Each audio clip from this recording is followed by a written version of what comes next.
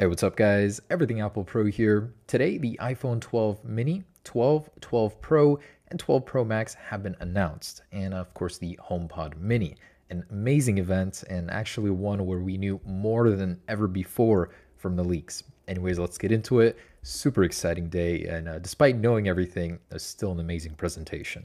So Apple opened releasing the HomePod mini.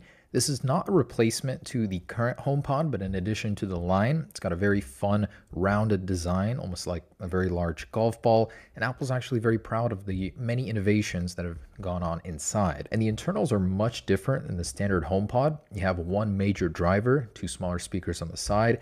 Apple wants more of a booming sound from this smaller HomePod, whereas the larger HomePod has many more tweeters for high fidelity audio.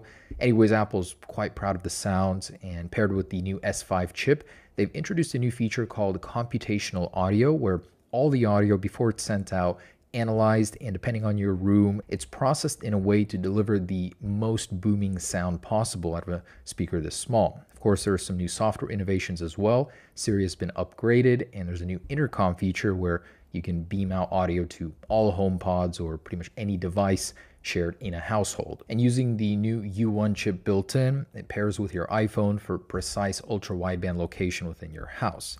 Now, moving on to the stars of the show, the 5G iPhones. Now, the iPhone portion was opened up speaking about 5G. In its current state, still a bit underdeveloped across America. Millimeter wave will only be happening in certain cities, but everywhere else, 5G rollout should be pretty smooth. Verizon says it's their biggest and best rollout yet, so we'll see. Now, the new iPhone 12s, by the way, all iPhones will get millimeter wave standard in America only. Now, the new iPhone design's just gorgeous, actually very reminiscent of the iPad Pros, the way that the sides taper off onto the front. Otherwise, Apple referred to it as a flat slab of glass front and back, and I definitely like how sleek it looks. Now, the iPhone 12 gets 5 colors: white, red, black. They've got this very mild green and a almost navy blue color, which we were supposed to get on the 12 Pro Max. That one is definitely very different, but I love the color choices here. Delicious looking. And Apple was very proud of the design. Due to the squared edges, they were able to cram in more into a thinner frame. So it's 11% thinner, 15% smaller overall versus the iPhone 11, and 16% lighter. That's, I think, a really awesome combination there. So a very sleek form factor. On the front, you can see that the bezels have been slightly reduced, but the notch does remain. Now, all iPhone 12 models will get the organic LED displays standard. So across the line, organic LED. That's a very nice upgrade, especially for the same price point as the iPhone 11. Double the resolution, so a much sharper image here, and HDR display. All around, huge upgrades. Now, durability has been upgraded as well. There's a new display material type called ceramic shield. So Apple grew these ceramic crystals on top, and Apple is saying this is tougher than any smartphone glass. They actually made it in collaboration with Corning, so likely using some form of Victus technology here. And they're saying it's 4 times more durable in drop performance. So your iPhone is 4 times more likely to survive drops. Now, moving on, in order to make 5G happen on this new slate design, Apple had to completely rework the antennas. They're very proud of this. A lot of R&D went into it. And with 5G, Apple did add a couple new features, one being smart data mode, so automatic switching between LTE and 5G in order to preserve battery life. Of course, the A14, which was first previewed with the iPad Air, 11.8 billion transistors will be available in this iPhone. So it's 50% faster than any other smartphone out there on any other chip, as well as a 50% faster GPU. First time ever a quad-core GPU on an iPhone. So huge upgrades there in the processor world, which will of course help with battery life as well. And the Apple A14 plays an integral role of the new quality in the camera system. So you have an ultra wide and new sensors on both, a 1.6 aperture wide lens with a new 7-piece plastic element lens. This means you get better low light performance, so new night modes. By the way, night mode now comes on all camera lenses, including the front-facing camera. Apple's very proud of this, and you're able to get more colors inked out of low light situations, less noise. Always welcome to see upgrades to any camera capabilities here, especially in low light. Apple's also relying heavily on upgraded computational learning algorithms. So every time you take a photo, Deep Fusion will be working overtime with more analyzation and more fixing instantly of photos and videos. So now you get a new feature, night mode time lapse, and of course, improved low light on all camera modes. Now, Apple did introduce a new feature called MagSafe. So predictably, it's a new magnet orientation coil built into your iPhone, as well as any official Apple case, which you may use, compatible with their new MagSafe chargers, as well as a host of accessories, including these wallets. Now, unclear if Apple will be creating more things for it. Presumably so. I think that'd be a very interesting system here. It's quite complex. So Apple's put a lot of work into this, and as we saw in the leaked coil images, it does look very intricate. They do have a clear version as well with this plate system. I think it's definitely one of the cooler upgrades to the iPhone 12 lineup. They do also have this folio cover with a cutout for the time, one which would have been really cool with an always-on display. Apple also released a couple new chargers, so standard MagSafe and MagSafe Duo, which also charges your Apple Watch and can be folded for traveling. Now, third-party companies such as Belkin have made a wireless charger for your car, and we'll see what else comes out. As predicted, smaller packaging, more environmentally friendly, no power block inside, no ear pods, and first time ever, a USB-C to Lightning adapter. So all around great upgrades, great value for the money. And of course, Apple did introduce the new iPhone 12 mini. So this one includes all the changes to the iPhone 12, but in a smaller form factor. Apple's calling it the smallest 5G phone ever. It truly is very tiny, smaller than the current iPhone SE. Well, smallest, thinnest, and lightest 5G smartphone.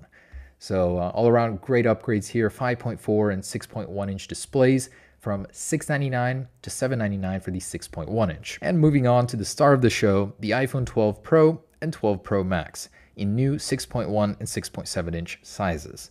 Now, renders and leaks could not do this justice. The bands, highly polished, surgical grade stainless steel. I think it looks amazing with that flat edge and much bigger camera modules, especially on the Halo model 6.7 inch. Truly is a Halo model. There are more differences than ever between the largest iPhone and the smaller version of the same variant.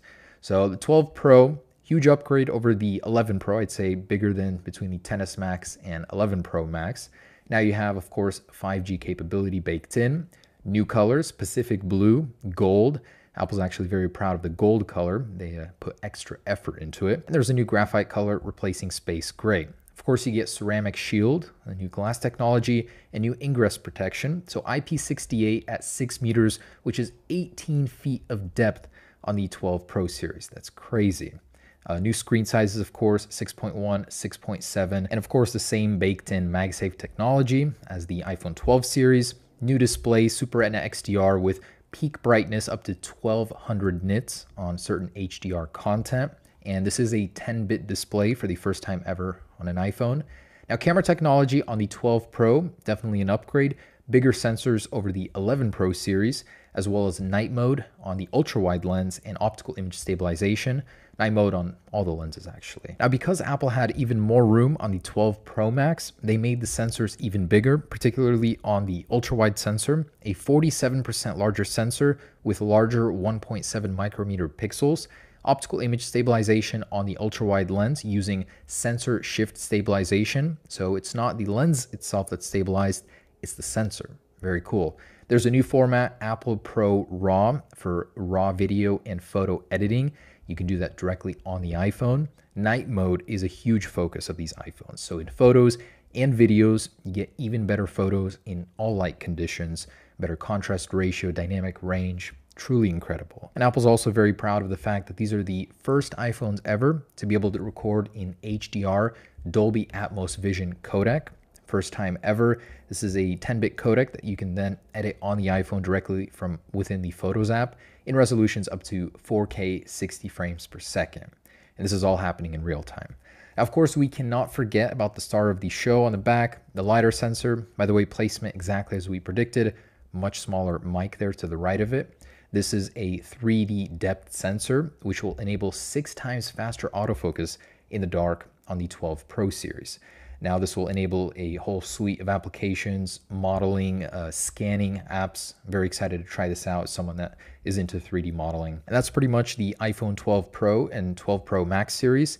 Now I'll be posting a video later on discerning the differences between these, but it seems like it's a huge upgrade over last year's iPhones. You get the new Apple A14, first 5nm processor in a smartphone, huge camera upgrades over the 11 Pro series, the new LiDAR scanner, better displays, and of course the new form factor with 5G. Anyone saying that this is not that big of an upgrade, you'd be wrong. Oh, and of course MagSafe and the whole compatibility thing. I think this is one of the biggest and best upgrades to the iPhone ever, and retaining the same price tag as the 11 Pro and 11 Pro Max at $1,000 and $1,099.